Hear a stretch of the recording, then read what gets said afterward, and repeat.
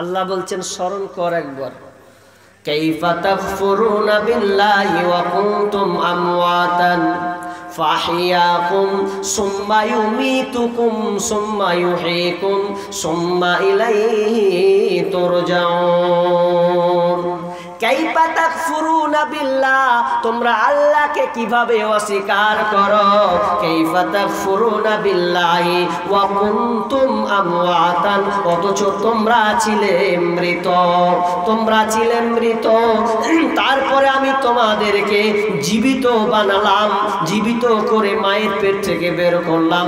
আল্লাহ বলছেন আবার তোমাকে আবার মারব, আবার তুমি মারা যাবে, আবার তোমাকে জীবিত হবে, আবার আমার কাছে তোমাদেরকে ফিরে আসতে হবে।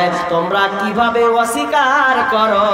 আল্লাহ বলছেন মওত দুইবার, জীবিত দুইবার। তাহলে মওত কয়বার বললাম ভাই? মওত কয়বার? হাজি কবার জি? দুইবার। জীবিত কয়বার? দুইবার। তাহলে মরতে হবে আমাদের দুইবার। একবার মরে গেছি, জিন্দা এসেছি, আবার মরবো, দিয়ে আবার পরকাল পাড়ি দিব, দিয়ে আবার আমাদেরকে জীবিত হতে হবে। এই জন্য আমার আল্লাহ বলছেন মওতকে তোমরা স্মরণ করো, মওতকে তোমরা বেশি বেশি করে স্মরণ করো। বিশ্বনবী বলছেন আখিরু যিকরা হাদিমিল লাদ্দাতিল মওত, তোমরা মওতকে বেশি বেশি করে স্মরণ করো, বেশি বেশি করে স্মরণ করো। তোমরা রেখো গো স্মরণ, একদিন হবে যে মরণ। তোমরা রেখো গো স্মরণ, একদিন হবে যে মরণ। শয়তান তোমার শত্রু বটে বলে আল কোরআন, তোমরা রেখো গো স্মরণ, একদিন হবে যে মরণ। তোমরা রেখো গো স্মরণ, একদিন হবে যে মরণ। মওতকে স্মরণ করতে হবে। যদি মওতকে বেশি বেশি করে স্মরণ করা যায় তাহলে আপনার কত লাভ আছে। মওতকে স্মরণ করুন। একটা গল্প বলি, এই জাতা গল্প নয়, এটা পড়ে গল্পটা বের করছি আপনাকে, মন দিয়ে শুনেন। আপনার জীবনটা মওতকে যদি স্মরণ করেন যে আমি মরে গেছি, আমি পৃথিবীতে নাই, এই রকম যদি আপনি ধারণা করেন তাহলে আপনি দুনিয়ায় বাঁচতে পারবেন। কিভাবে? একটা লোক বিদেশ থেকে আর এক দেশ যাবে, তো বিদেশ থেকে আর এক দেশ যাওয়ার জন্যে ও ছেলে মেয়েদের কাছে অনেক কিছু জেনেছে। তারপরে বিদেশে বলছে, ভারতে এসে বলছে ভাইয়া এ চিড়িয়া কে পাখি, তো এটা টিয়া না, এটা কাকাতুয়া। বলছে এটা টিয়া পাখি। তো টিয়া পাখি, তো এই টিয়া পাখির দাম কত বলেন তো? বলছে 5000। কিছু কম হবে না জি ভাই? বলছে না কম হবে না, 5000 তো 5000ই, 5000 টাকা দাম। বলছে নিয়ে নেব। কিভাবে পুষতে হবে বলেন? বলছে এমনভাবে পুষবেন, আপনি পিঁজরাটাকে বড় করে দেবেন, বড় করে দিয়ে একে আপনি যেভাবে রাখবেন আপনার ইচ্ছা। আপনি পিঁজরাটা ওর খাঁচাটা আপনি 1 হাত করবেন কি 2 হাত করবেন কি 5 হাত করবে, আপনার ব্যাপার। বলছে ঠিক আছে দাও। বাড়ি নিয়ে গেল। বাড়ি নিয়ে যাওয়ার পরে সুন্দর করে টাঙিয়ে দিল পিঁজরা খাঁচার ভেতরে। টাঙিয়ে দেওয়ার পর তাকে খাবার দিচ্ছে, প্রতিদিন খাবার দেয়। আবার কিছুদিন পর ওই লোকটা তার দেশ থেকে বিদেশে যাবে, এই জন্য তার ছেলেকে বলছে ও ছেলেরা কি লাগবে বলো। মেয়েরা বলছে বেটিরে কি লাগবে বল। ছেলে বলল আব্বা এটা লাগবে, মেয়ে বলল আব্বা এটা লাগবে, এটা দিতে হবে। সবাই আপনারা চাহাতা সবাই বাপকে বলল। এবার ওই পাখিটাকে বলছে পাখি রে আমি তোর দেশে চললাম, তোর কিছু যদি লাগে তো বল। পাখি এবার বলি তো, পাখি বলছে মালিক আমি কিছুই চাই না, আমার একটা আবদার রাখবে কি? আমার একটা আবদার, শুধু এই আবদারটা রাখবে, একজন পাখি জীবিত পাখি খাঁচা থেকে কিভাবে বের হবে এই নিয়মটা আমি জানতে চাই। আমার যদি কোনো কাউকে জাত ভাইকে পাও তো বলে দিও আমার এটা খুব জানার ইচ্ছে। তোর এটাই জানার ইচ্ছে? বলছে হ্যাঁ এটা আমার জানার ইচ্ছে। গেল, যাওয়ার পরে এবার পাখি, যে লোকটার কাছে পাখি নিয়েছিল ওই লোকটাকে বলছে পাখি ভাই আজকে পাখি নিব না, কিন্তু আমি পাখিটাকে কিছু জিজ্ঞাসা করবো। কি করবে জিজ্ঞাসা করো? পাখিটাকে জিজ্ঞাসা করছে, হাজি তোর জাত ভাই আমার কাছে আছে, তো ও তোর কাছে জানতে চেয়েছে কি, যে জীবিত খাঁচা থেকে কিভাবে বের হওয়া যায়, এটা তোর কাছে জানতে চেয়েছে।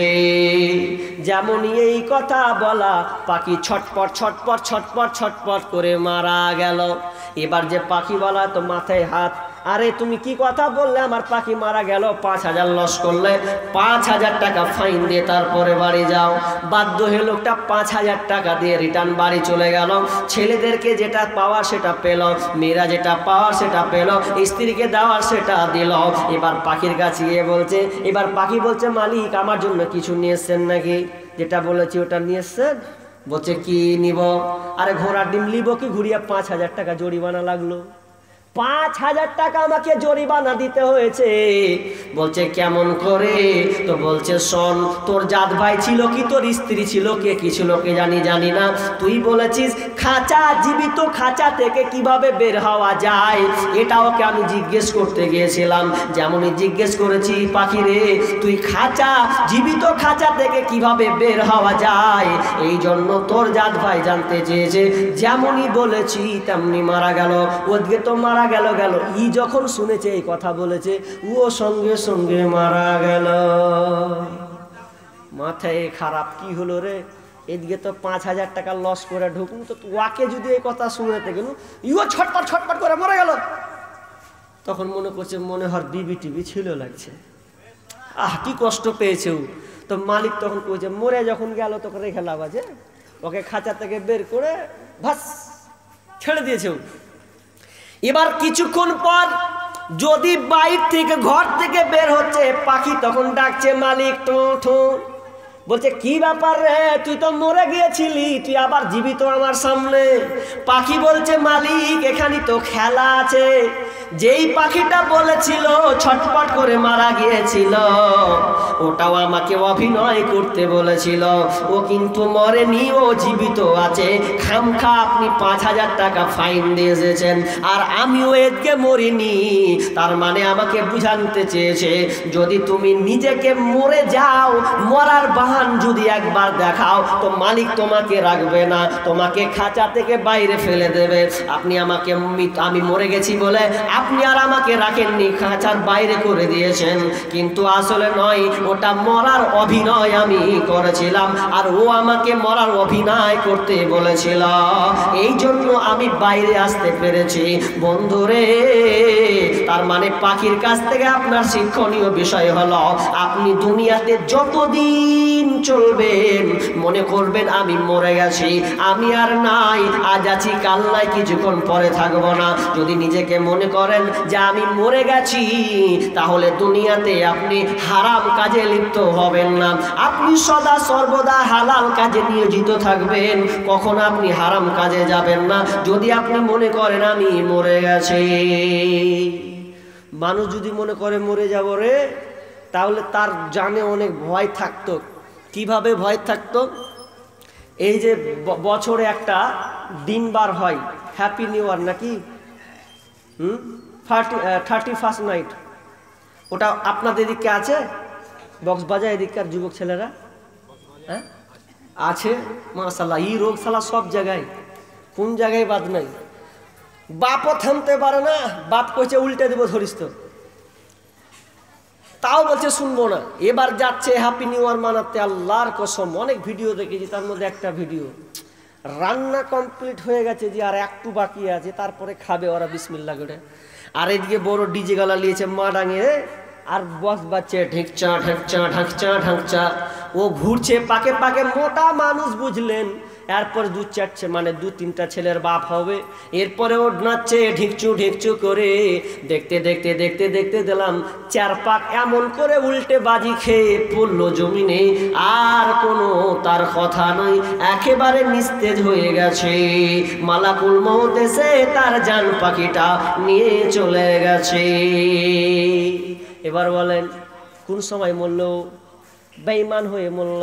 যদি আগে জানতো আমি মরে গেছি, আমাকে মরতে হবে, এটা নিয়ে বারবার অনুসরণ করত, তাহলে ওই লোকটা ড্যান্স হতে হতে মারা যেত না।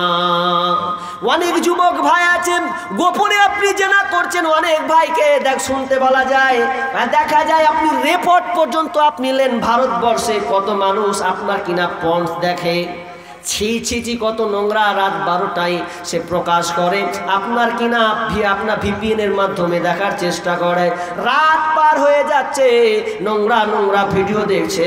ও যদি জানতো যে আমি যদি হঠাৎ করে নাপাক অবস্থায় মরে যায় তাহলে আমার হালাতটা কি হবে। অনেক মা বোন আছেন, মা বোন আপনাকে বারবার বলি, ও আমার বেটি, আমার বোন, তুমি কলেজের নাম দিয়ে, স্কুলের নাম দিয়ে পার্কে প্রেমিকের সঙ্গে সংযুক্ত করে তুমি মোবাইলে কথা বলে পার্কে ঘন্টার পর ঘন্টা তুমি সময় পার করো। একবার ভাবো, তুমি মনে করেছো বাপ দেখতে পাবে না, চাচা দেখতে পাবে না, তুমি এরকম করে নির্ধারণ করে তুমি বরখাটা ফুল নিয়েছো, বরখাটা মুখ দিয়ে ঢেকে দিয়েছে যাতে আব্বা না চিনতে পারে, চাচা না চিনতে পারে, গ্রামের লোক না চিনতে পারে। কিন্তু বোনটা যদি একবার ভাবতো আমি এখানে 2 ঘন্টা আড্ডা মারবো, 2 ঘন্টার মধ্যে যদি আমার মরটা হয়ে যায় তাহলে তো আমার বাপ জানবে আমার বেটি পার্কে গিয়ে মরেছে, সেদিন কি হবে। মরটা কিনে যদি একবার ভাবা যেত তাহলে কোনো মহিলা খারাপ কাজে নিয়োজিত হতো না। মত খুবই একটা মারাত্মক বিষয়, খালি কিচ্ছু বিষয় নয়, আজ একটাই বিষয়ের উপরে আপনি থাকেন যে মরতে হবে, তো মরতে যখন হবে আল্লাহর কাছে পাকড়া হব, তাহলে আমাকে কি করা উচিত। যে পার্কে আছে ও ভাবুক, এখন বাড়ি গিয়ে অনেক যুবক ফোন লাগাবে বিউটিকে সিউটিকে, মোবাইল আসিল কি দোলা লাগিল, পড়াশোনায় মন বসে না, মোবাইলে সে পড়ার চলে না। রাত 12টার পরে লাইলি যখন ফোন করে 2 চোখেতে ঘুম আসে না, রাতও জাগিয়া ফোনে চ্যাট করিয়া সকাল 8টার আগে ও ছেলের ঘুম ভাঙে না। মোবাইল আসিল কি দোলা লাগিল, পড়াশোনায় মন বসে না। এ সম্পর্ক হতে হতে হতে হতে কত বোনকে দেখা যায় প্রেগনেন্ট হয়েছে। এটা তো নোংরা কথা হয়ে গেল।